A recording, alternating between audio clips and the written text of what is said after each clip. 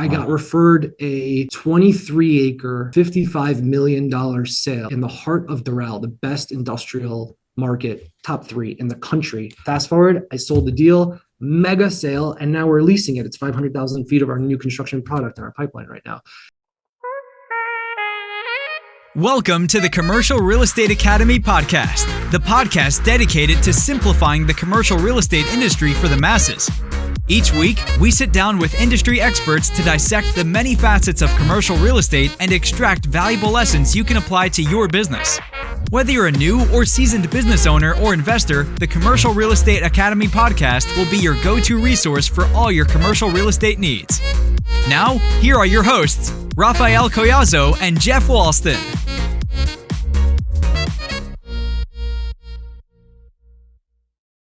Welcome to the Commercial Real Estate Academy podcast. I'm your host, Raphael Collazo, here with my co-host, Jeff Walston. How's it going, my friend?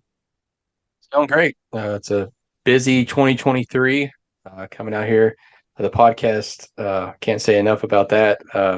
We were in the top 10% internationally, so I'm excited about that. What about you, Raphael? How's it going over there?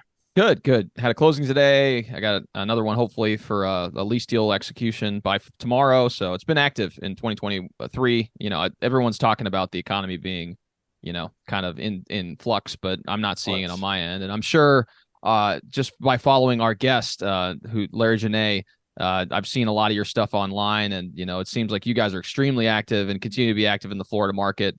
You guys have been, you know, probably, you know, the poster child as far as, you know, activity as far as commercial real estate is concerned in the country. You know, Florida's been active extremely on a variety of different property types, and industrial is no different. So welcome to the show, Larry. It's an honor to have you. Yeah. Thanks, man. Appreciate it. Happy to be here. Absolutely. So what we like to do when we first get started is we like to learn a little bit more about the person that's across the table from us. So if you don't mind kind of sharing your backstory, I think that'd be great. Sure. So Larry Genet, work for a company called CBRE, run a team of 10 people with my partner, Tom O'Loughlin, based out of the Miami-Fort Lauderdale area. We specialize just in industrial real estate, so selling land for industrial development, IOS sites, industrial outdoor storage sites, existing buildings that we lease for everyone from the biggest names in the industry down to the tiny mom and pop who just has one space in one little building. And we also do a lot of building sales as well. We'll sell buildings fully leased in sort of capital markets fashion, where it's sold on a cap rate. We'll sell buildings partially vacant to users who want some income, or to value-add investors, and we'll sell buildings fully vacant to users as well. That's awesome. And then as far as your breakup is concerned of like kind of the makeup of those transactions, do you focus more heavily on the institutional level, I'm assuming? Yeah, I mean, the way we're set up is a little bit unique. But to answer your question specifically is we're all about market share. So we take every listing we can possibly get. Absolutely. We just want to control as much inventory as humanly possible. That way we feel we can give the best service to our clients because we see every single deal in the market. We never miss anything. We know the trends before anyone else. And we know the vacancy before anyone else because we control the most, and we know exactly how far you can push and the terms you can kind of twist and different things like that. So the way our team is broken up is Tom, my business partner, he oversees mostly the execution side of the business and the leasing side of the business. So the institutional stuff, the private stuff, and I oversee a lot of the sales. So on my end, we're doing a lot of business development, a lot of execution on the sales that we bring in, a lot of off-market stuff as well. And then we have some people, including myself, that do tenant rep. So we have a lot of different ways we can generate revenue, which is great, especially in an uncertain economic environment. Like when COVID hit, we had like 5 different ways we can make money. We weren't just siloed into just one way to do it. And it also gives us a little bit of an advantage because on the tenant rep side, since we have so much landlord product, we know more than anyone in the market as far as what's going on. So we can advise the tenants appropriately. And then when we're selling a building, we can also be in the midst of leasing it and really push that NOI while the sale process is happening, which traditional capital markets teams just can't do. They don't have a leasing component. So we're set up in a really kind of weird way that works really, really well. I sell the buildings, Tom leases them, he leases the buildings, I sell them, and it's been magical. That's amazing, man. That's why having excellent partners are important in any type of business environment. So that's awesome. Yeah. I'm kind of curious. I was listening there closely. I kind of want to take you back a little bit further and to know what exactly got you interested in commercial real estate. Was there a time, was it a person, or if you can explain that, I think that'd be great. Yeah, so my earliest memories of real estate, I was probably around 5 years old, and there's two. Wow. One is being pushed around in it wasn't like a proper shopping cart like you would find at like a Publix or something. It was like an old school metal shopping cart that was super sketchy and just wobbled like crazy in a manufacturing facility in Hialeah, which is a submarket of Miami, the Miami industrial market. And my grandfather had a company called Cellarak. He invented the spinning racks that you used to see at like Marshalls and Ross and those places where you used to Oh, spin the wow. big racks with t-shirts on it. So he Yeah. invented that. He patented it. He had a great little business in, I would say, like a 30,000 foot building in Hialeah, single tenant building. He owned it. So I was being pushed around, and he had metal presses going everywhere, and people like soldering things and doing all kinds of dangerous stuff. My grandfather was missing a couple fingers. He was a real worker, with his hands, that kind of Yeah. guy, and the bear claws. And so those are my earliest memories of being around warehouses. And I grew up around that warehouse, all the time as a little kid. And then my father, when I was young, he ran a couple of motels, and he built some houses also. He would also buy houses that were distressed or vacant in really rough areas of town, like Liberty City, Brownsville, Lemon City, and other places that were just super, super sketchy and rough. And he would buy these houses back then, probably in the early 90s, I guess, for like, $40,000, put like 10 or 15 or 20 into it, fix it up, make it nice, and then sell it for, 70 or 80 or whatever it is he did. And he would do a bunch of those, and he always had them going. And he would bring me to those houses, and I'd fall in the ant piles outside, and I get bitten by ants. And, at one point, the houses started getting robbed, and people were pulling copper out of the walls. Mm. So he Yeah. ended up picking up homeless people with me in the car in his van and putting them in the houses so people wouldn't rob them anymore. So like that was my childhood, super scrappy, like pull it up by the bootstraps kind of a thing, and just trying to get it done and trying to figure out how to make a living and be successful in real estate. So also my uncle was in real estate too. He now owns over 3 million square feet of small bay industrial product. So he's one of the biggest Nice. owners in South Florida. He crushes it. I worked for him on summer, swinging hammers in his warehouses, like mini bays and stuff like that with the maintenance guys. And my grandmother was in real estate. My brother's in real estate. All my uncles are in real estate. My cousins are in real estate. So my grandfather was in real estate on my other side. Yeah. So like we were just always around it. I mean, people had day Yeah. jobs, like some were lawyers and whatever, but they were always like in the game, either a little Yeah. bit or a lot. So it was predestined for me. It's in the blood, third generation. Like I had no way out. I didn't want a way out. I always loved it ever since I was a little kid. And so yeah, my trajectory was that. I was just always around it.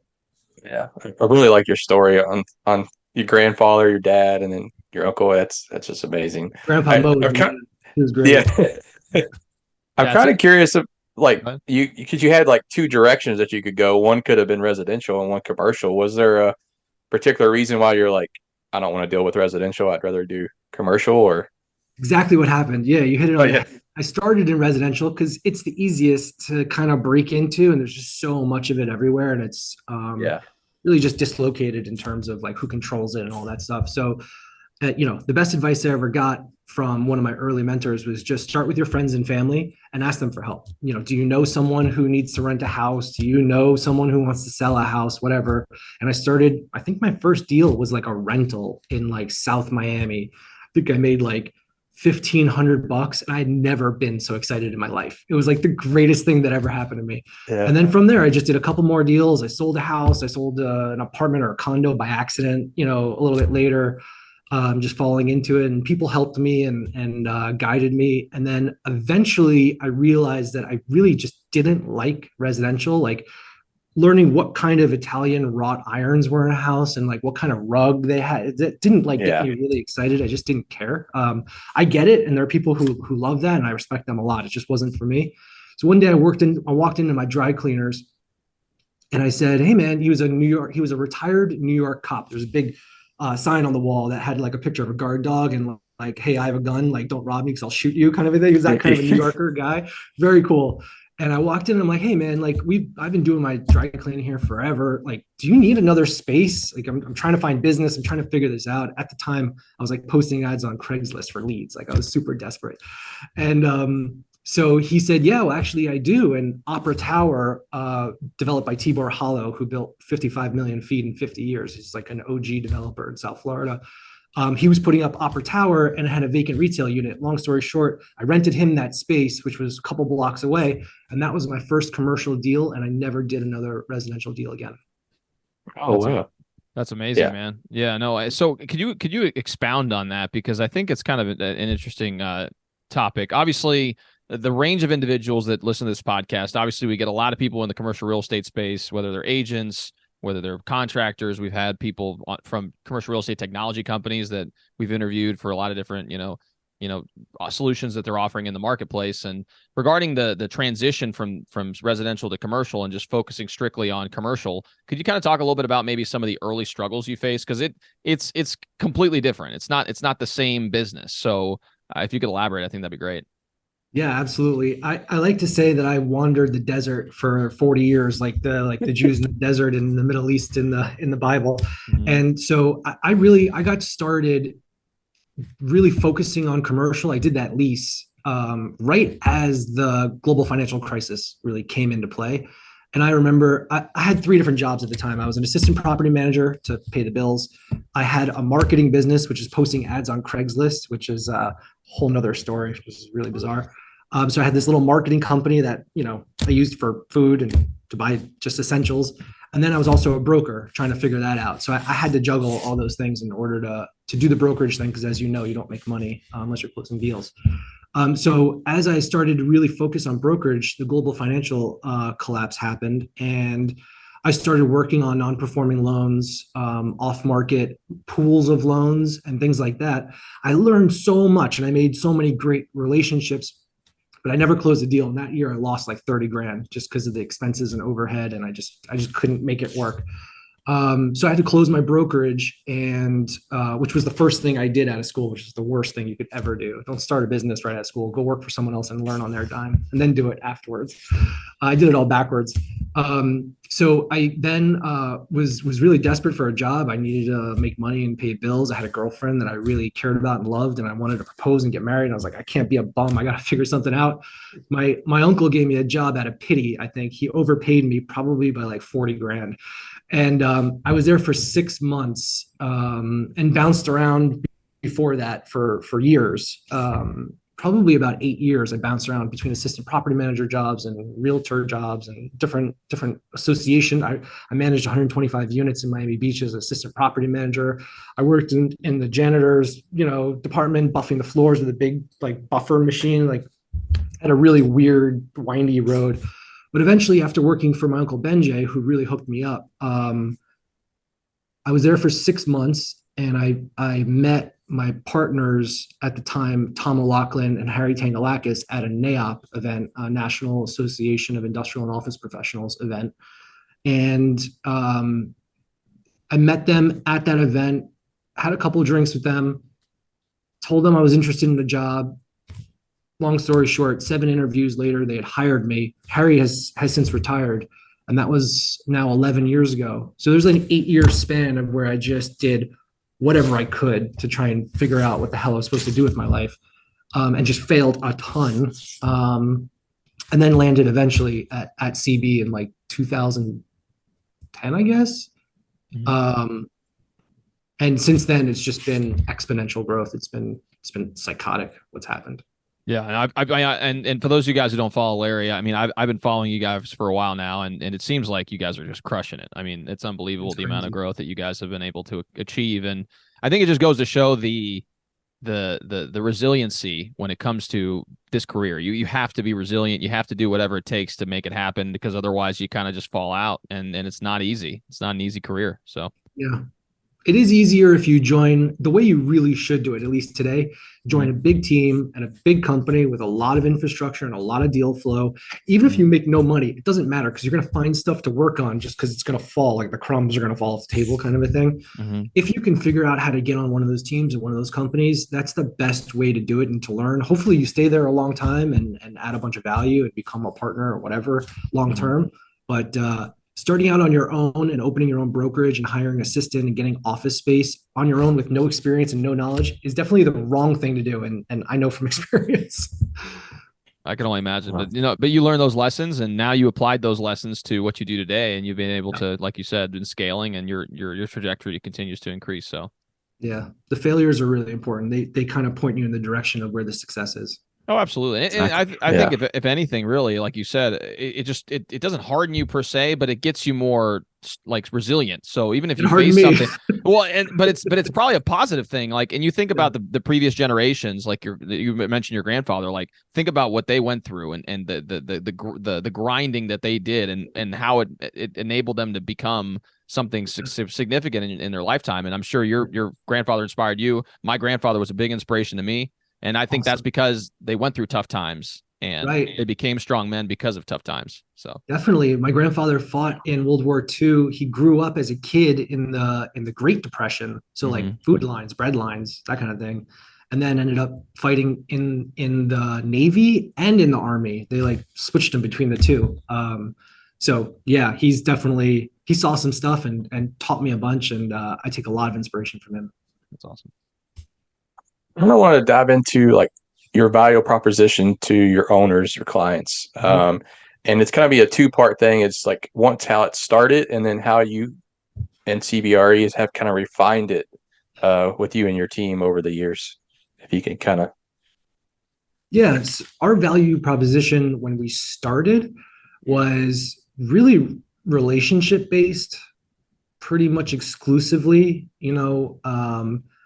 back then, things were totally different. The asset managers were in those roles for 20 years. Now people tend to move around a lot more because just the market is so much bigger and there's so much going on. There's just too much opportunity for you to stay in one place for like 30 years, like kind of back in the day. I mean, not to say that it doesn't happen, but it's rare. So it was really relationship based, which was fine. And I'm not saying that it's not today, but I'll kind of segue. So, we made friends with all the people who controlled the inventory and we tried to bring them tenants. We sold them buildings and land, and in exchange, we retained the leasing on those things. So, when I got here, I think we had like a 1.5 million square feet in our portfolio, if I'm not mistaken, in 2010. And then the growth was just tremendous. Now we have close to 26 million square feet and we're growing a lot. My plan is to double that over the next, call it 5 years. So now it's transitioned really from, and it is very much a relationship-based business, like everyone knows that's critical. But now it's even more than that. It's almost an attention-based business, at least the way I look at it, where the bigger you are and the more signs you have and the more marketing you have online and the larger your social media presence is, and the more you can execute in a really effective way that outperforms the market and communicate that to owners in the market, because if they don't know, it doesn't really matter. It never really happens. It's like a tree in the forest. If it falls, nobody hears it. So it's all that communication and getting it out there. Now that is almost like a self-fulfilling model where if you just keep the noise up, in a good way, in a positive way, in an educational way, or in a way that's relevant to owners, when they have an opportunity for you, if you're the preferred, vendor, they're going to go with you. And we're at a great shop with a great brand. We have a great team with a lot of infrastructure. There's 10 of us, 3 are full-time support, and then a bunch of cold calling all day long for tenants, for our vacancies, and for new listings and for things to sell. And then the rest are all on the execution side of the business. So everyone's siloed. That way there's no peaks and valleys and everything gets done in a really sort of systematic and consistent way. There's no drops in anything.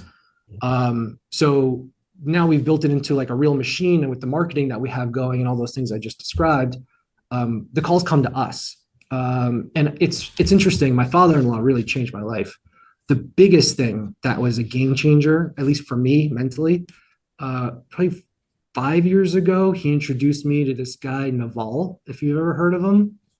It was massive. And I listened to his megasode on Spotify on 1.25 speed, because otherwise it's just too slow and I don't have patience to listen to it.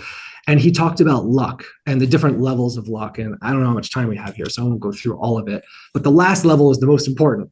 And the last level is when you capture other people's luck at scale. And that to me is something that I had never considered, right? You know what luck is. Like, you find $1 on the floor, you pick it up. You have a lot going on and you're just throwing a bunch of stuff against the wall and something happens. You have specific knowledge about a subject that can bring you to luck. But if you can harness other people's luck at scale from all over the world, that is a whole nother ball of wax. And that's what we've done really, really effectively, just because of our size and scale. So it just keeps feeding itself, which is really crazy. That's amazing, man. That's some great insights on that front. So one thing that I'm kind of curious about, and you kind of talk about it a little bit, and you've really made a committed effort online when it comes to your content creation strategy, and that in and of itself is part of leveraging, the knowledge and everything that you've accumulated over time. So if you could talk a little bit about, what the strategy that you've employed, at least relatively recently. You do a lot of short form videos and everything else, and then how your vision for that looks like going forward, and how that could potentially impact your goal of achieving that, doubling your property management size, and then obviously significantly increasing your sales as well. Sure. Yeah. So I think it started out, the truth is I'm really not interested in being in like large crowds of people and like schmoozing with a bunch of people. I'll do it and I'm good at it, but it's not really my thing. Like, if I could just like go hang out with like 2 or 3 of my closest friends, or just spend time with my family, it's really all I want to do. So, but I found that there was just this void, specifically on LinkedIn. And this was probably 4 or 5 years ago now when I started posting, and there's just no one doing it specifically in the commercial real estate sphere. And I was like, hell, I'm all about getting ahead of things and being creative and generating business. I really get off on that, and I'll do pretty much anything to make that happen, including jump off of a cliff. So I just jumped in. I made my first video. It was terrible. Like, you were looking up my nose. The wall behind me was all dirty and scuffed. I wasn't even speaking English. What I said almost made no sense. It wasn't relevant in any way. It was just an awful video. But I did that one, and then I did another one. I started posting articles and giving some commentary, and it just started to turn into this thing where I noticed there was some traction. I was getting calls from people. Some people really hated it, like my competitors, and there was some real contention there, which, when you're pissing off your biggest competitors, who's like way bigger than you, you're doing the right thing. So just keep doing that. So I had a big target on my back, and I really enjoyed that. It really pushed me to want to do more and just completely crush everything and everyone. So I just kept going harder and harder and harder, and I started spending more and more money on it, to the point where it turned into kind of a machine. And it just kept working. When you're getting calls from Canada, from industrial brokers who have a new to market buyer who's like the hot hand, who's coming in heavy, like it's helpful to know that kind of stuff, and get your properties in front of them. And when you're getting tons of referrals, like, I sold the building off Instagram. I made a video because the roof was leaking and it was raining and there's water pouring into the building. I'm like, this is so messed up. I have to film this. So I filmed it. I'm like, hey, does anybody want to buy a waterfall? And a buddy of mine from high school saw the video, ended up buying the building. I got referred a 23-acre, $55 million sale in the heart of Doral, the best industrial market, top 3 in the country, by someone who follows my content. They said, hey, this person's looking to sell this thing off market. You should give them a call. I gave them a call. Fast forward, I sold the deal, mega sale, and now we're leasing it. It's 500,000 feet of our new construction product in our pipeline right now. And that has happened to me like a million times. It's incredible. And the truth is, I used to lie about it to people and tell them, no, I just like taking pictures of my kids. And like every once in a while, I'll film a warehouse, and it really doesn't work. And it's so annoying. But now it's at the point where I just don't care anymore. So I just tell the truth. And it's been epic. And for the people who have started to do it, like Sean Ward and a bunch of other people, I mean, you could see they dominate attention, and that is currency today in a really big way. Attention is currency. So that's why you guys are doing it too. You get stuff from it, and it helps you learn, and it's fun. Well, and you kind of hit the nail on the head in that, people, and I think it's a good thing versus a bad thing. It's that, our attention spans have started to shrink, whereas before, we could dedicate so much attention to just this one thing for a long period of time. Now we're getting bombarded with so many different things. We really only have a certain amount of time to assign to any one thing. And so, like you said, being top of mind means getting out in front of people's faces, and anything you pursue, especially content creation, you're probably not gonna be good at the first. You're probably gonna suck, to be quite honest with you. But then over time, you start improving, and you start building an audience, and like you said, leveraging other people's luck. Like, you have people reaching out to you because they know, hey, I'm going to Miami, calling Larry, because I've watched this stuff for like 2 years, and he seems like a cool guy, and he's doing crazy stuff in the market, and that's essentially how you're able to leverage that. So. That's so awesome, man. It's so powerful. And it's not like the thing that you need to do. No, it's of course. The tools. Absolutely. You still need to do the direct mail. You still need to cold call like an animal and knock on doors. And I still do all that stuff. And you still need to do the internet marketing. And we do direct ads as well, especially on LinkedIn. We do pre-formatted ads for our listings, and we pop them over to realtors specifically on LinkedIn, which are really easy to target in a geographic area. We target residential realtors a lot because they control a lot of tenants just randomly in the market. So we do everything all the time, consistently and forever. That's amazing. So I know earlier we kind of touched on industrial, and I know Raphael and myself talked about this a lot. And we're just wondering, like, what market trends you're seeing in kind of your area in the industrial market down there in Miami and stuff, moving forward from, these past few years. Yeah, so some of the trends, I would say, just more broadly, specifically to South Florida, and this is happening across the country as well, but I'll stay specific to South Florida, is the deals are getting bigger. When I first got in the business, I've been at CB now 11 years. So call it, 5 to 10 years ago, our average deal size was probably like 15,000 feet. Now it's closer to like 35, 40,000 feet. We'll do everything. We have millions of square feet of small bay product. We'll do a 760 square foot lease as long as it's part of a portfolio or belongs to a client or whatever. So we'll do everything. But the deals have gotten much bigger, and the amount of 100,000 foot deals that are getting signed every year are in the tens instead of in the single digits. And those are long-term deals. And the rents are 3 and 4x what they were back then. So the deals are huge. There's a lot of eyeballs on them, from the top of both the tenant side and the landlord side, all the way down to the lowly broker trying to get the deal done. And so the deals have gotten much, much bigger, and the dollars have gotten much, much bigger. When we were looking at TIs back in the day, it was, $6, $7 when I was getting started. Now people are spending millions just on racking, to buy 36-foot clear racking and the specialized forklifts that you need to get up that high in a safe way with the wire guided systems. It's millions of dollars, and I'm not talking about for a 3 million square foot space or anything crazy, just like normal racking for 150,000 foot deal, millions of bucks. So it's serious, and there's a lot of sophistication to it. So it used to be, here's a box, here's the office, do you fit in it? And now it's like much more complicated, and there's heat mapping and demographics that come into it, proximity to rail, sometimes proximity to the freeway, into the high demographics, the high end of the socioeconomic totem pole. People want to be near those rooftops, near the water, and those infill sites are harder to find. Another trend we're seeing is just a general lack of availability of land. We did an analysis for Prologis, and it came back that we basically have about 7 years left of land remaining at the current development pipeline. So if we keep building an average of what we've been doing over the last 3 years, we're out of dirt in 7 years. So we could be in a situation, 10 years from now, where no one has delivered a new building for 2 years. Rental rates will skyrocket.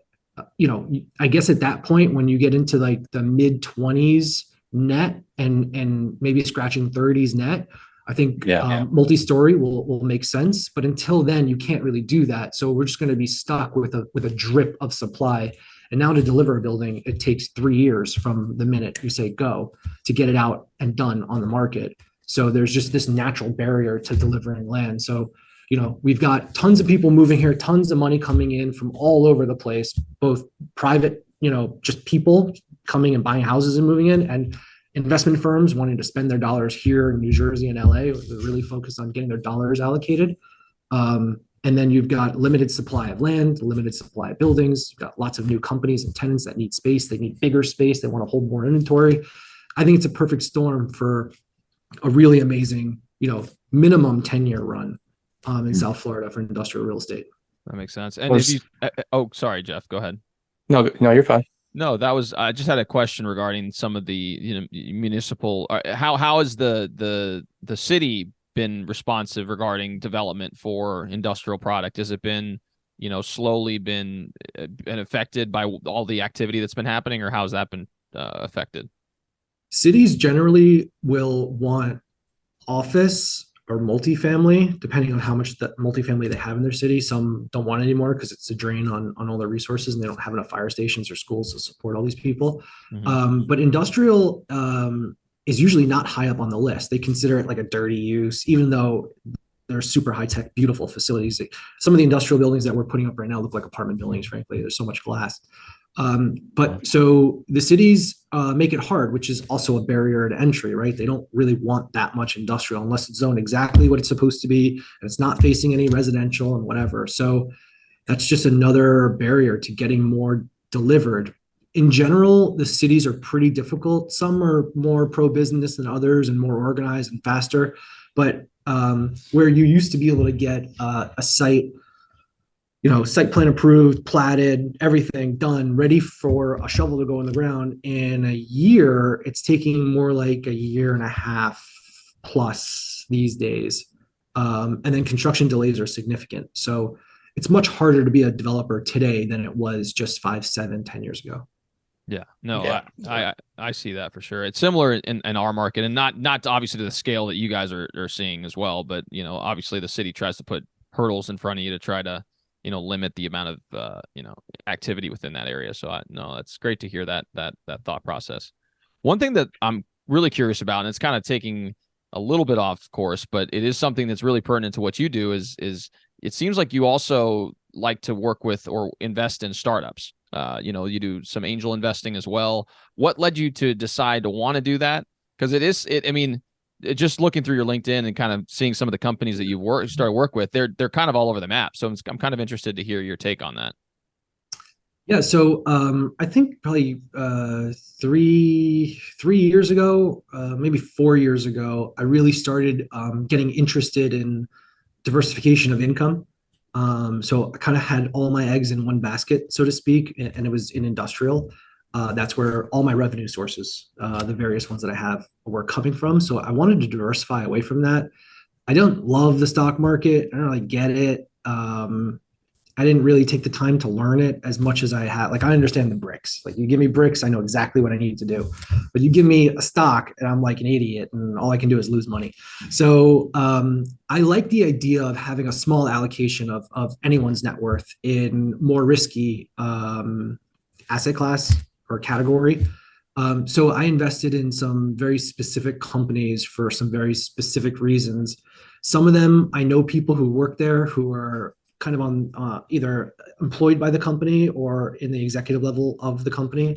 Anyway, so I've invested in quite a bit of businesses, some water beverage companies, and then some real estate related, and then a few consumer brands as well.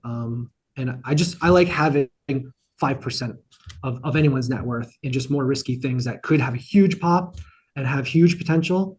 But it's not something that I'd recommend, a large percentage of anyone's allocation for sure.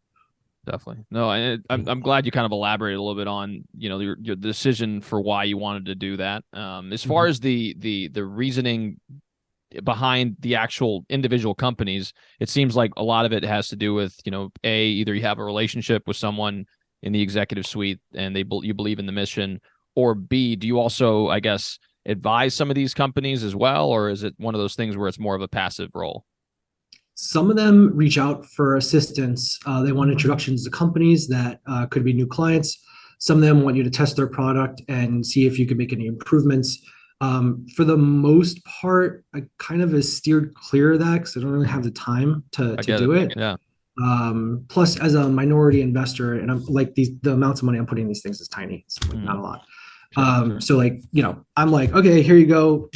Don't call me unless there's something really cool happening. I have like a day job. So I'm not really involved in any of them in a day-to-day aspect. But if they ask for anything or they need anything, of course, I'll reach out. So I haven't done any advising or anything like that. I'm just too busy. No, I get it. No, I mean, you have a growing enterprise, and like you said, focus on the thing that is most important to you, and brings in the vast majority of what the revenue is, and all the rest is kind of ancillary. Right. Well, Larry, as we start kind of rounding out the podcast here, I just wanted to say it's been an honor to have you on. I love your story. It's been great to listen to how you came up through the trenches, so to speak, with family and everything through real estate. But so one of the questions that we have is, what is your most impactful book that you've ever read? And it doesn't have to be necessarily a book. It can be even if you listen to a podcast. If it's one of those here recently, I'm just curious. That's gave you, let's say, a lot of value, and it doesn't have to pertain to business. If you can't think of one through that, so. Yeah, I actually don't read books. I don't spend my time sitting down, with a hot drink and a couch and light, reading a nice little book. That's not my idea of a good time at all. I hope my kids read books, but I'm just not into it. So the biggest impact in terms of something I've seen that, knowledge based, there's really three things. One is that podcast with Naval. I'm telling you, man, that completely changed the game for me. And I'm like a implementer. I'm a quick start. So when I hear something, I do it, and I do it hard and fast. And that just was incredible. And there's so many other things in that megasode that are really, really incredible. Highly recommend. I tell everyone, I highly recommend you listen to this thing on Spotify. And I'm sure you can find it in other places. So that's really cool. Strategic Coach was a big deal for me. It was introduced to me when I was like 23, right after my dad died. My uncle Benjay sent me out there. He paid like $1,000 for me to go, bought me my flight, bought a hotel for me to stay in. It was in Chicago. And he sent me out there as a kid for like this junior program or whatever that they had. And Strategic Coach is massive. They have a location in Toronto and in Chicago. And I have colleagues of mine who are out there right now getting schooled. And everything you think you know is wrong until you go there and you really get schooled on how to do things the right way. That was huge, and that changed everything for me. It was massive impact. I highly recommend it. Dan Sullivan is the head of Strategic Coach, and he puts out some content now. He just started doing that kind of. So he puts out content, and you can find his stuff, and he has like podcasts and different things with really fascinating people. And then the last one, which has been big for me, has been Vistage. I don't know if you've heard of Vistage worldwide. There's groups all over the world in every pocket. And again, my uncle Benjay hooked me up, brought me into his group. And now I'm in a group with, I don't know, 15 or so, either business owners or executives, entrepreneurial type people. And we're just trying to figure out, how to get to that next spot, next level, whatever you want to call it, and keep our personal lives, in line as well. So it's like personal development and also professional development. So those three things have probably been the most impactful, other than just finding mentors along the way. That's awesome. And I'm kind of curious regarding that, like the personal and professional balance. I mean, so some of the things that you've learned, would you be willing to share maybe some of those high level insights? Yeah, I've spent a lot of time thinking about this, years. And I want to say I never really had any guilt, because I always kind of like believed whatever I did for the right reasons. So I've spent a lot of time thinking about this, and I think it's just supposed to be a giant shit show. It's supposed to be messy. It's supposed to be a total cluster. And it's okay if it sucks and you don't get to do everything. I made decisions where I wanted to join CB in my first year here. I lived in Coral Gables and I commuted up to the Fort Lauderdale office. So it was basically a 2-hour ride each way for the most part. And I did that for 3 years and it sucked, but I did it. I never saw my kid, who's my firstborn son. So I missed him for the first like 3 years of his childhood. I don't think I ever changed a diaper. And my wife had to man the ship in a really big way. So I made a lot of sacrifices along the way in terms of where I spent my time and where I allocated it. I don't regret any of it. I have great relationships with my kids. They love me to death. I love them to death. And I think my job is to be impactful on them and not, be a second mom. I don't have to be there every minute of every day. But so yeah, it's supposed to be a giant shit show. That's my answer. It's okay. No, It doesn't have to have balance. And that's Although Tom is super balanced. I don't. My partner Tom, he's over there, psychotically balanced. Just some kind of Rain Man dad. I don't know how he does it, but I can't. So it's okay. No, yeah, he has he's got the secret somewhere. He's got to figure it out, man. Whatever he's doing, keep doing it. He's up at 4:45 in the morning too. That helps.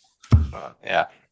It does. No, yeah, for definitely. Sure. But I think you're right. I think the honesty that you shared there is important because you're right. If you're going to be striving to achieve the level of that you're operating at, there are going to be sacrifices you have to make. There's no magic pill that's going to get you to where you need to be at this particular level without having to sacrifice on that end as well. But, as you said, as long as you're aligned in your purpose and, you're doing it for the right reasons and you're impactful with the time that you spend with the ones you love, I think that's the formula, man. So yeah, and you got to make time for charity and supporting the community too. Absolutely. That's super important. And you won't realize it, but as you get more involved in charities and allocating your time and resources to that, it actually comes back to you like 100-fold in terms of business. And like you do it for the right reasons, of course.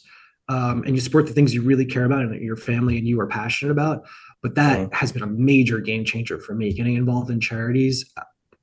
I've found tremendous opportunities professionally through getting involved with charities.